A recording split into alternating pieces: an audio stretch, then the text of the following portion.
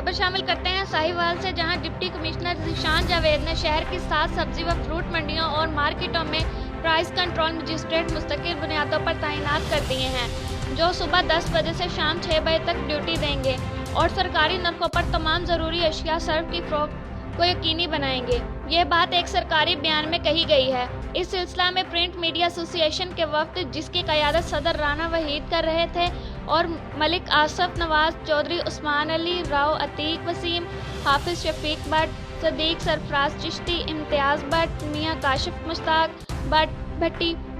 मलिक अरफान, राणा सलीम, चौधरी अकील, जाकिर खोखर, मलिक शफकत, मिर्ज़ा जफ़र और दीगर मेंबरान को डिप्टी कमिश्नर की तरफ से बनाए गए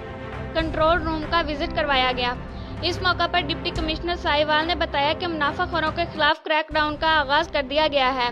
और किसी को भी शहरियों का इस्तेहसाल करने की इजाज़त नहीं दी जाएगी। असिस्टेंट कमिश्नर सफियान दिलावर को फ्रूट मंडी के कोल्ड स्टोरों में मौजूद फलों को चेक करने की भी हिदायत की गई।